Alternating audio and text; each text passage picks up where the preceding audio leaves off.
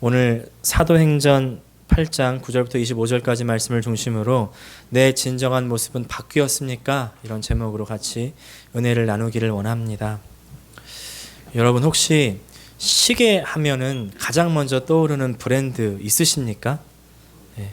어떤 분은 시계 하면요 아이폰이 떠오른다는 그런 우리 아내 같은 분들이 있습니다. 네. 네, 사실 요새 분들 손목시계 잘 차고 다니지 않죠. 하루는요 제 아내가 저한테 그러는 거예요. 아니 여보 왜 이렇게 땀도 많이 나면서 더운 날 시계를 차고 다니냐고. 시계로 시계 확인해요? 핸드폰으로 보잖아요. 그렇게 말을 하는데요. 저는 사실 아직도 시계 하면은 시간을 확인하려면 손목을 봅니다.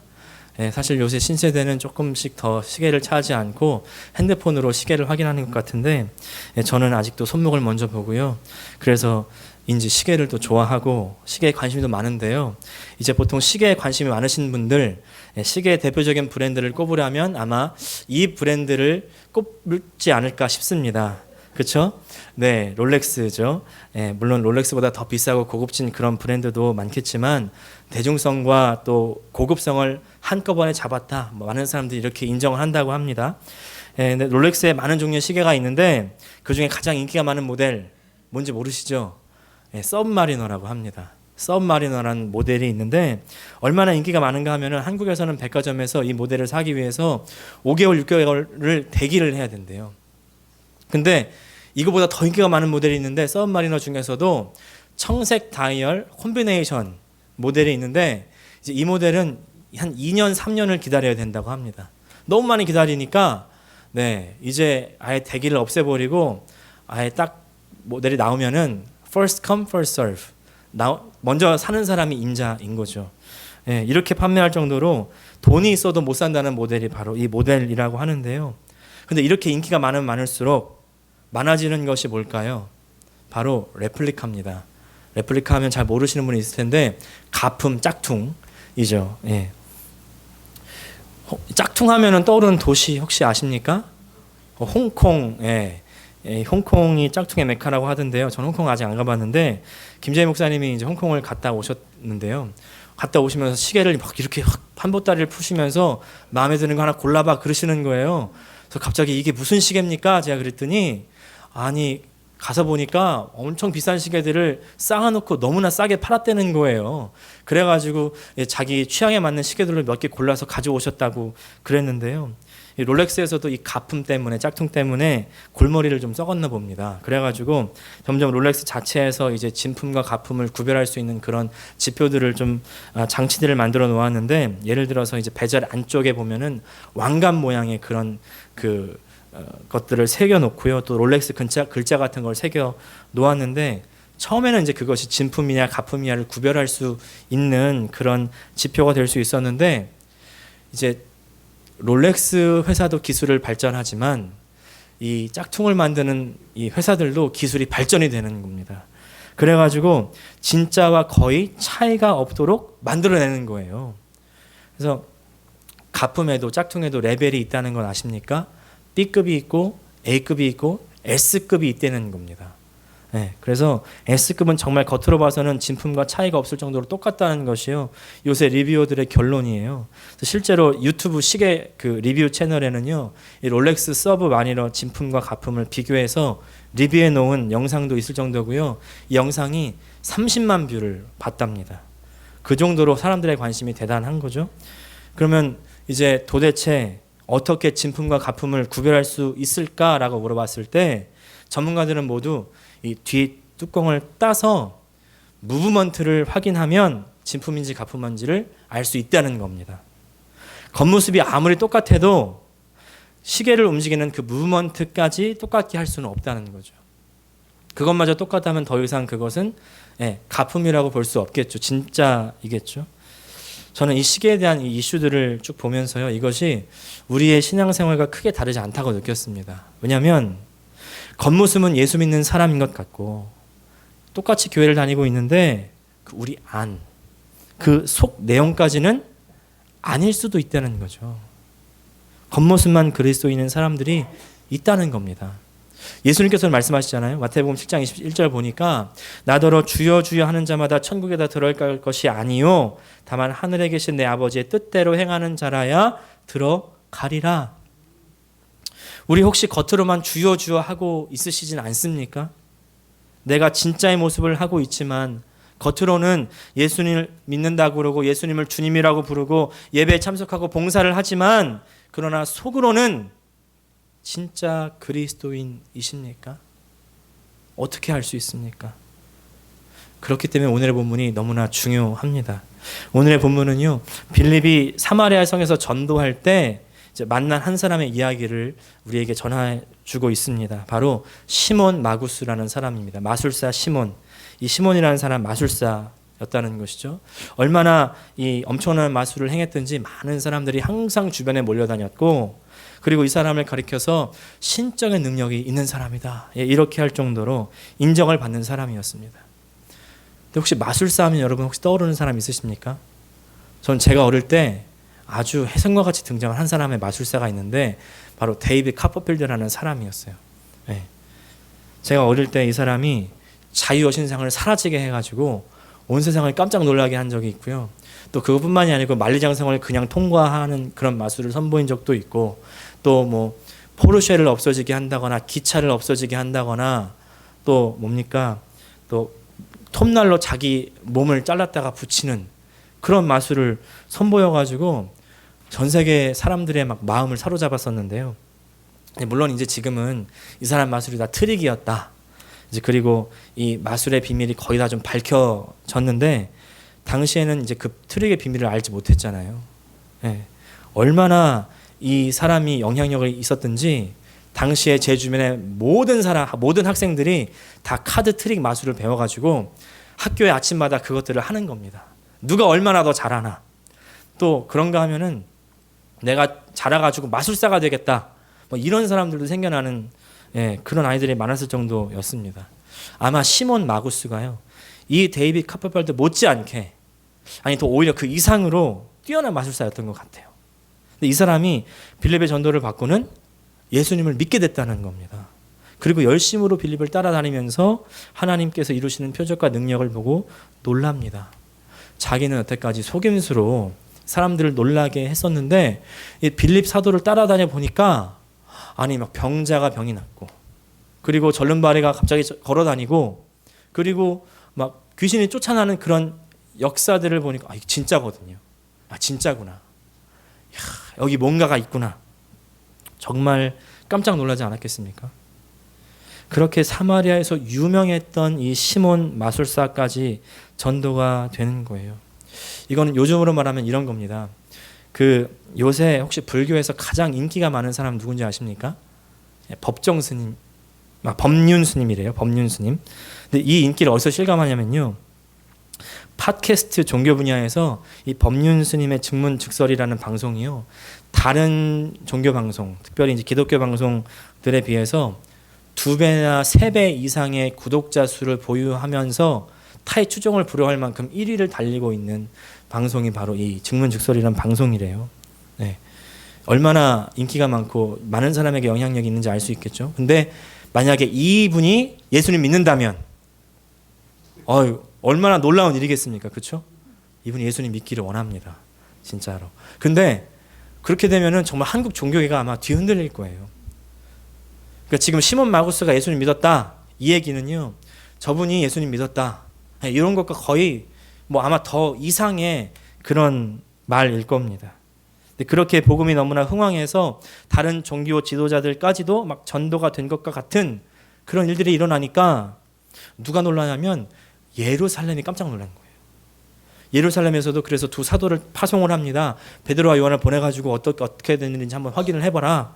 갔더니 이제 정말 엄청난 부흥의 역사가, 전도의 역사가 일어나는 거예요. 그래서 이 사마리아에 믿는 사람들을 위해서 기도하기 시작하니까 성령이 임하면서 정말 뜨거운 신앙의 소유자들이 된 겁니다. 근데 시몬이 생각하기를 자기가 따랐던 이 빌립 선생님이 가장 위대한 사람인 줄 알았더니 이제 예루살렘에서 베드로와 요한이 와서 보니까 이 사람은 기도하니까 막 성령이 임하네. 야, 더 큰 능력이 있구나. 내가 이 능력을 좀 받아봐야 되겠다. 그러면서 사도들에게 딜을 제안하는 거죠. 예, 어떤 딜이냐면 내가 좀 헌금을 하겠으니 내게 이 능력을 좀 주십시오. 성령을 임하게 하는 그런 능력을 나에게 좀 주십시오. 그러자 베드로가 대답하는 거예요. 하나님의 선물은 돈으로 살 수 없다. 네 돈과 함께 네가 망할 것이다. 그러면서 네 마음이 하나님 앞에 바르지 못하다. 그러면서 너는 예수 믿는 도와 관계가 없다. 그런 결론을 내리는 겁니다. 시몬이라는 사람 어떻습니까? 겉으로는 예수 믿는 사람이었어요. 네, 침례도 받았답니다. 근데 마지막에 사도들의 평가는 예수님과 관계가 없는 사람이다. 네. 왜 이런 일이 벌어지게 되었습니까? 오늘 시몬의 이야기를 바탕으로 진짜 신앙인이란 어떤 사람인지를 같이 한번 나눠보기를 원하는데요. 첫 번째는요, 진짜 신앙인은 안이 바뀌어야 한다는 겁니다. 진짜 신앙인은 안이 바뀌어야 됩니다. 오늘 본문 12절과 13절 다시 한번 읽어보겠습니다. 시작. 빌립이 하나님 나라와 및 예수 그리스도의 이름에 관하여 전도함을 그들이 믿고 남녀가 다 침례를 받으니 시몬도 믿고 침례를 받은 후에 전심으로 빌립을 따라다니며 그 나타나는 표적과 큰 능력을 보고 놀라더라. 빌립은 하나님의 나라와 예수 그리스도를 전파했고 그 전도함을 이제 시몬이 받아들이고 믿고 그리고 전심으로 빌립을 따라다녔다. 이렇게 성경은 기록했죠. 전심으로 따라다녔대요. 지금으로 말하면 무슨 얘기냐면 모든 예배에 참석하고 아침이건 저녁이건 새벽이건 수요일이건 또 예배가 있는 날은 다 참석하고 또 기도하고 목사님 따라가 다니면서 신방하고 그런데 왜 그의 결론은 예수님과 상관없다는 결론이 나왔을까요? 이분은요 조정민 목사님이라는 분입니다. 이분이 아마 얼굴이 낯이 익은 분들이 있을지도 모르겠습니다. 이분이요 MBC 뉴스데스크의 앵커였고요. 또 사회부장을 지냈고 부국장을 지내고 그리고 마지막에 사장까지 역임했습니다. 20년 동안 근무하셨는데 47세가 될 때 예수를 만나고 이제 회심해서 이제 그 이후에 기독교 방송국에서도 사장을 역임하시고요. 온누리교회에서 목사가 되셔서 사역하시다가 다른 사람들은 이제 다 은퇴하고 은퇴를 준비할 나이 63세에 교회를 개척한 거예요. 청담동의 한 건물에 교회를 개척한 이후에 이제 지금 68세가 되도록 사역에 힘쓰고 계십니다. 조정민 목사님이요. 이제 막 회심하고 나서 엄청난 신앙의 열심을 내기 시작하신 거예요. 예배에 참석하기 시작하는데 뭐 주일 낮 예배는 기본이고요. 저녁 예배, 뭐 새벽에는 새벽 예배, 수요일, 금요일 막 나가기 시작하고요. 막 밤에 아무리 늦게 들어와도 막 새벽 1시에 들어와도 새벽 4시에 일어나가지고는 막 새벽 기도에 나가는 겁니다. 그렇게 나가니까 얼마나 몸이 피곤하겠습니까? 그러니까 몸은 못 견디니까 뭐가 쏟아져요? 코피가 쏟아집니다. 근데 코피가 쏟아져도 보통 같으면 코피 났으니까 나 못 가겠네. 집에서 쉬어야지 이렇게 될 텐데 이 목사님이 너무나 막 신앙이 열심히 있으니까 이제 코피를 틀어막고서 교회 간 겁니다. 집사 때입니다. 그 이제 코피를 맞고 교회 나가는 걸 보니까 목사님이 막 칭찬을 하시더라는 거예요. 저 집사님은 교회 나온 지 얼마 되지도 않았는데 저렇게 열심히 있다고 새벽 기도를 나온다고 막 그러니까 그렇게 칭찬을 들어놓으니까 이제는 뭐 아무리 힘들어도 나가야 되는 거죠. 그래서 아침에도 나가고 저녁에도 나가고 수요일에도 나가고 금요일에도 나가고 술도 끊고 담배도 끊고 너무 달라지니까 회사에서 난리가 났답니다. 너무 막 나가니까 옆에서 조용히 누가 와서 묻더랍니다. 혹시 암에 걸렸습니까? 집안에 무슨 큰일이 있습니까? 이렇게 물었다는 거예요. 어느 날인데요. 수요일 예배를 나가는데 아내가 이렇게 묻더랍니다. 어딜 떠나가요? 그랬더니 내가 어딜 가겠어? 교회를 가지. 무슨 교회를 아침에도 가고 또 밤에 또 가냐고. 아니 그럼 내가 다시 밤에 옛날처럼 술집에 가야 되겠느냐? 그랬더니 아내가 그러더랍니다. 당신이 달라진 줄 아는 모양인데 하나도 달라지지 않았어. 하나도 달라지지 않았어. 무슨 얘기예요? MBC 회사의 모든 사람들은 자기가 달라져도 너무 달라졌다고 그러고 또 온 교회 사람들이 어떻게 사람이 달라져도 하루아침에 이렇게 바뀔 수가 있느냐고 그러는데 아내 옆에서 24시간 붙어있는 아내는요. 아니 하나도 달라지지 않았다고 얘기하는 겁니다. 그래가지고 너무 충격을 받아가지고 그 길로 방문을 걸어 잠그고 무릎을 꿇고서 기도했답니다. 하나님, 이게 도대체 사탄의 음성입니까? 주님의 음성입니까? 예. 그렇게 얼마나 지났을까 기도하는데요, 하나님께서 마음속에 이렇게 감동을 주시더래요. 네 아내 말이 맞다. 네 아내 말이 맞다. 그러면서 깨닫기 시작하는데요, 뭐냐면 내 안에 나를 중요하게 생각하는 그 마음, 그 마음의 태도는요 하나도 달라지지 않았다는 걸 깨달았다는 거예요. 나는 아침 저녁으로 교회는 가는데 그 교회 가는 내가 너무나 중요해서 내 옆에 내 아내가 어떤 마음을 가지고 있는지, 내 자녀는 어떤 고통을 당하고 있는지, 어떤 한숨을 짓고 있는지 전혀 들어오지 않았다는 겁니다. 내 신앙생활이 너무나 중요해서 주변이 전혀 보이지 않았다는 거예요. 여전히 나에게 내가 제일 중요한 존재였다는 겁니다. 중요한 존재. 다만 달라진 것이 있다면 뭐가 달라졌냐면, 예전에는 노래방 가서 노래하면서 은혜 받았다면 지금은 찬양하면서 은혜 받는 거고요. 옛날에는 엉뚱한 사람들과 엉뚱한 곳에 가가지고 그렇게 재미나게 지냈다면 지금은 그냥 믿는 사람들과 재미나게 지냈다는 거예요. 그 차이가 있었다는 겁니다.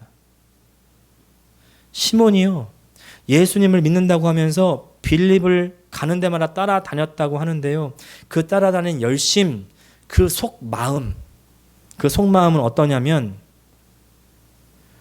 여전히 그 안에 있는 그 어떤 것, 세상에 속한 것, 자신을 중심 삼는 것은 변하지 않았다는 것이죠. 행동은 변화된 것 같고 뭔가 열심히 있는 신앙생활을 하는 것 같은데 동기는 어떠냐는 겁니다. 동기. 시몬의 마음속 그 동기를 우리가 어떻게 알 수 있냐면요, 시몬이 어떤 것에 주목했는지 보면 알 수가 있습니다. 13절 후반 다시 보니까 빌립을 따라다니며 그 나타나는 표적과 큰 능력을 보고 놀라니라. 믿고 침례도 받았고 빌립도 열심히 따라다녔지만 뭐에 놀랐냐면 나타나는 표적과 큰 능력을 보고 놀랐다. 여러분, 기독교의 본질은요, 표적과 능력에 있는 것이 아닙니다. 병이 낫고 문제가 해결되는 일이 있어요. 예수님 믿으면 예수님께서 해결해 주시고 우리에게 주신 그런 은혜가 있습니다. 그런데 그것 때문에, 그런 기적들을 통해서, 그것을 인해서 예수님을 주님으로 고백하고 이제 더 이상 예전과 같이 나를 주인으로 삼는 그런 생활을 살지 않고 돌이켜서 예수님을 뜻대로 살겠습니다, 그렇게 고백하고 순종하고 십자가를 치고 따라다니는 삶이 바로 기독교인 줄 믿습니다. 지금 우리 혹시 그런 모습 있지 않아요? 내가 열심히 신앙생활을 하는데 그 열심의 이면에는 뭐가 있습니까? 나와서 기도하고 나와서 예배드리고 나와서 헌금하는 그 이면에 내가 이렇게 드리면 나에게 더 큰 복을 주시겠지, 내가 하는 일이 더 잘 되겠지, 내가 자녀가 잘 되고 다른 사람보다 내가 더 뛰어난 사람이 되겠지. 뭐냐면요, 나 중심의 신앙생활에서 벗어나지 못하고 있는 거라는 것이죠. 그러니까 어떻게 돼요? 내가 열심히로 신앙생활 하는데 다른 사람이 안 알아주면 삐지고 화나고. 그렇죠? 결국 열심히 있었던 이 시몬이요, 원하는 것이 뭔지 한번 보시기를 바랍니다. 18절과 19절 말씀 또 읽겠습니다. 시작. 시몬이 사도들의 안수로 성령 받는 것을 보고 돈을 들여 이르되 이 권능을 내게도 주어 누구든지 내가 안수하는 사람은 성령을 받게 하여 주소서 하니. 시몬이 원하는 게 뭐였어요? 나도 이런 능력을 달라는 겁니다. 능력. 시몬이 원래 뭐 하는 사람이었습니까? 마술의 능력으로 다른 사람들을 놀라게 하고 그리고 그 사람들로부터 인정을 받는 사람이었잖아요. 9절 10절 보니까 그 성에 시몬이라고 하는 사람이 전부터 있어 마술을 행하여 사마리아 사람을 놀라게 하며 자칭 큰 자라 하니 낮은 사람부터 높은 사람까지 다 따르며 이르되 이 사람은 크다 일컫는 하나님의 능력이라 하더라. 큰 자, 위대한 사람이 되고 싶었고 다른 사람들이 신적인 능력이 있는 사람이다, 이런 말을 듣기를 좋아했던 사람. 비록 예수님을 믿었고 침례도 받았지만 이 사람의 마음속에는 자기 자신이 크고 위대한 사람이 되고자 하는 그런 마음은요 전혀 변화된 것이 없었던 겁니다. 겉모습은 바뀌었지만 속은 그대로였다는 거죠. 이 사람 진짜 믿는 사람입니까?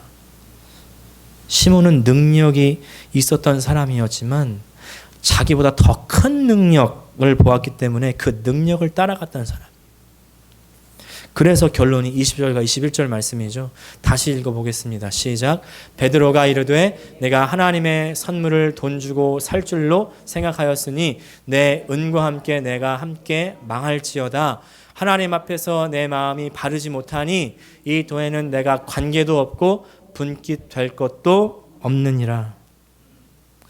세상 사람들의 사고방식 가치관이에요. 바로 돈으로 무엇이든지 살 수 있다. 돈이면 다 해결된다. 그죠? 이렇게 생각하는 사람들. 이 사람들이요, 오늘날 교회 안에도 많이 있습니다. 넘쳐납니다. 말은 하나님 의지하고 하나님 믿는다고 하면서 돈을 쫓아가고요. 조금 더 이익되는 것을 따라가고요. 또 돈을 내고 교회를 좌지우지하는 사람들. 내가 목사 월급 준다고 생각하는 사람들 있어요. 시몬과 다를 바가 없는 사람들입니다. 시몬이라는 말이 있습니다. 시몬이라는 말에 Y만 붙인 말이죠. 이 말은 성직 매매라는 뜻입니다. 교환의 직분을요, 돈으로 사고 판다는 거예요. 시몬의 이름에서 나온 겁니다. 요새 보세요. 교환에서도요, 집사 임직, 권사 임직, 장로 임직, 목사 안수 할 때 돈을 얼마 이상 내야 된다는 그런 불문율이 있습니다. 이게 돈으로 직분을 사고 파는 것과 뭐가 다르겠습니까? 네. 어느 교회 보니까요, 막 1,000만 원 이상 내야 된다고 그러고요. 뭐 집사는 1,000만 원, 장로는 3,000만 원. 네. 돈 없는 사람들은 교회에서 직분 못 받는다는 겁니까? 이게요, 돈하고는 아무 상관이 없는 겁니다. 교회에서 일하는 건요, 돈으로 하는 게 아니에요. 하나님의 능력으로 하는 거잖아요. 교회 직분은 돈하고 상관없습니다. 우리 교회에서는요, 이 직분은 돈 내고 얼마를 내야 되고 이런 거 전혀 없을 겁니다. 네. 아무리 성경을 백독을 하고요, 금식을 밥 먹듯이 하고 뭐 40일 금식을 3번씩 하고 5번씩 하고, 그래도 내 안의 본성은요, 내가 계속 드러나길 바랄 수 있어요. 예. 내가 중심이 계속 될 수가 있습니다. 계속 시기하고 질투하고 이해함이 없고 사랑함이 없고 용납함이 없고 참지 못하고 이런 마음이 달라지지 않으면요, 우리는 시몬과 같은 사람들이라는 겁니다. 보세요. 교회 안에 얼마나 이 시몬이의 일들이 많이 일어납니까? 교회를 사고 팔고요, 교회 성도들 머릿수대로 돈 매겨가지고 팔아먹고요, 또 월급 더 준다고 홀랑 더 큰 교회로 가버리고요. 목사라는 사람들부터 이러니까 성도들이 뭐를 보고 뭐를 따라가겠냐는 거죠. 신앙은 뭘 배우는 겁니까? 돈으로 할 수 없는 것을 하나님의 힘으로 할 수 있다는 것을 배우는 것 아니겠습니까? 오히려 근데 교회에서 더 돈에 사로잡힌 모습들, 탐욕스러운 모습들을 더 많이 보게 됩니다. 겉모습만 예수 믿고요, 속으로는 돈을 믿는 것이 지금 현대 교회 모습이잖아요. 그 누가 부인할 수 있겠습니까? 오늘 우리가 속으로 점검하면서 자문해 보기를 바랍니다. 내 속의 모습은 내 속의 진정한 모습은 바뀌었습니까? 오늘 그렇지 않다면요, 오늘 나는 예수의 도와 관계도 없고 천국에 내 분깃은 아직 없는 사람일 수도 있습니다. 이런 불신앙의 모습 우리 안에서 발견된다면 도대체 우리가 어떻게 해야 되겠습니까? 대체 어떻게 해야 진정한 신앙인이 될 수 있겠냐는 것이죠. 네, 그것은 바로 회개하고 기도하는 것입니다. 우리 22절 말씀, 베드로 사도가 시몬에게 하는 말씀을 들어보시기를 바랍니다. 다 함께 읽겠습니다. 시작. 그러므로 너의 이 악함을 회개하고 주께 기도하라. 혹 마음에 품은 것을 사하여 주시리라. 너의 이 악함을 회개하라. 주께 기도하라. 이것이 베드로 사도가 지금 오늘 우리에게 주시는 제안입니다. 또 회개하래. 나 어저께 회개했는데, 나 지난주에 회개했는데, 나 작년에 회개했는데. 아니에요. 우리는 죽을 때까지 회개해야 됩니다. 죽기 전까지, 하나님 앞에 서기 전까지 우리는 계속해서 회개하셔야 돼요. 우리 안에 죄 없는 사람은 없잖아요. 우리 죄에서 자유로운 사람은 없잖아요. 오늘 특별히 무슨 죄예요?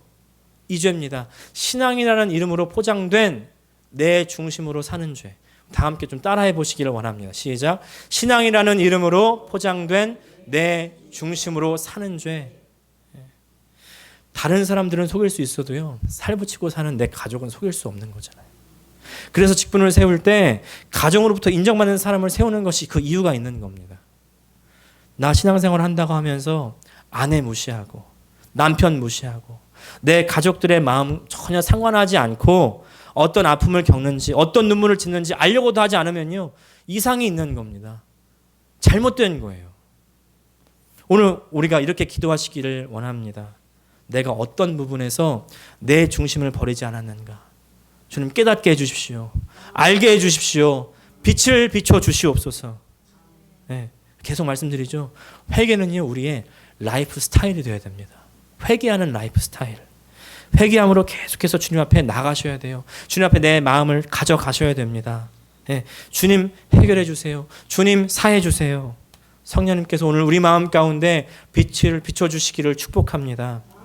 성령께서 함께하지 않으시면요, 겉모습뿐인 그리스도인 저 시몬처럼 될 수 있다니까요. 시몬이 저런 모습이었던 원인을 성경은 이야기하죠. 16절 말씀입니다. 다 같이 읽겠습니다. 시작. 이는 한 사람에게도 성령 내리신 일이 없고 오직 주 예수의 이름으로 침례만 받을 뿐이더라. 여기 성령이 내리지 않았다 이렇게 말씀했는데 문자적으로는 위에서 떨어지지 않았다는 말이지만 어떤 뉘앙스가 있냐면요, 원어적으로 이제 강력하게 성령에게 사로잡히지 않았다는 그런 뉘앙스가 있다는 거예요. 또 다른 말로는 하나님의 사랑으로 그 품 안에 안기지 않았다는 말이 있다는 겁니다. 이 말의 뜻이 참 의미심장하지 않습니까? 우리가 예수를 믿는다고 하지만, 그래서 교회를 다니지만요, 아직 성령님께 강력하게 사로잡히지 않고 다닐 수 있습니다. 강력하게 사로잡히지 않으면요, 내 신앙생활은 힘이 없는 거예요. 힘이 없어요. 세상의 가치관을 거부할 수 없고요, 그래서 세상의 흐름에 그대로 휩쓸려 갈 수밖에 없는 겁니다. 오늘 성령께 강력하게 사로잡히기를 원합니다. 성령께 강력하게 사로잡힌다는 말로는 다른 말로 아까 말씀드렸죠. 하나님의 사랑의 품에 꼭 안긴다는 거예요. 안긴다. 하나님께서 독생자 자신의 아들도 아끼지 않고 우리 죄를 위해서 십자가에 못 박혀 달려 죽게 하셨는데 우리는 지금 그 사랑에 반응하지 않고 무엇을 하고 계십니까? 네. 오늘 하나님 사랑하기를 선택하시기를 바랍니다. 오늘 세상 것을 포기하시기를 바라요. 하나님을 선택하시고요, 내 중심의 삶을 포기하시기를 바랍니다. 버리시기를 바랍니다. 하나님 중심의 삶을 사시기를 선택하시기를 바랍니다. 그러려면 회개해야 돼요. 기도하셔야 돼요. 성령 충만함은요, 기도밖에는 방법이 없습니다. 성령의 충만함을 받으라, 기도하라는 거예요. 그래야 우리가 올바른 신앙생활을 할 수 있습니다. 내가 스스로 속는 신앙생활을 하지 않을 수 있어요. 신앙생활은요, 돈으로 세상 가치로 할 수 없는 겁니다. 세상 가치를요, 거부해야 돼요. 오직 성령님의 힘과 도우심으로 하는 거예요. 성령으로 거듭난 사람들만 할 수 있는 것, 신앙생활. 거듭났다는 것은 새로 태어났다는 거잖아요. 성령으로 새로 태어나야 됩니다. 하나님께 속한 모습으로 새로 태어나야 됩니다. 아까 말씀드린 시계처럼요, 시계 겉모습 아무리 똑같아도 시계 안에 시계를 움직이는 그 무브먼트까지 똑같을 수는 없듯이 우리가 겉으로는 지금 예배를 드리고 똑같이 예배 자리에 나와 앉아 있지만, 그리고 찬양을 하고 헌금을 하고 또 봉사를 해도요, 내 안에 마음의 태도, 가치관, 생각, 이것이 내 중심에서 변하지 않았다면 나는 가짜 신앙인이라는 것을 기억하시기를 바랍니다. 오늘 내 안에 무브먼트를 바꾸십시오. 성령의 무브먼트를 장착하십시오. 그 길은 오직 기도밖에 없습니다. 그래서 예수님께서 말씀하시잖아요. 승천하실 때 제자들에게 뭐라고 말씀하십니까? 이제 제자들이 승천하시면서 하나님의 일을 막 해보려고 하는데 너희는 떠나지 말라는 거예요. 기다리라는 겁니다. 예루살렘을 떠나지 말고 내게 들은 바 아버지의 약속하신 것을 기다려라. 그래서 제자들이 함께 모여서 마가의 다락방에서 기다리는데 그냥 손 놓고 멍하니 기다리는 게 아닙니다. 어떻게 기도해요? 전심으로 기도하는 거예요. 언제까지? 성령님께서 임하실 때까지, 성령께서 내리실 때까지. 사랑하는 여러분, 이 기도를 회복하시기를 바랍니다. 성령이 오시기까지, 우리가 성령에 사로잡히기까지 기도하시기를 바랍니다. 하나님의 사랑에 안길 때까지 기도하시기를 바랍니다. 그러면요, 하나님께서 우리에게 성령의 충만함을 주실 줄 믿습니다. 그래서 우리의 진정한 내면이 변화되고요, 우리가 천국의 분깃이 있는 천국 백성 다 되게 하실 줄 믿습니다. 기도하겠습니다.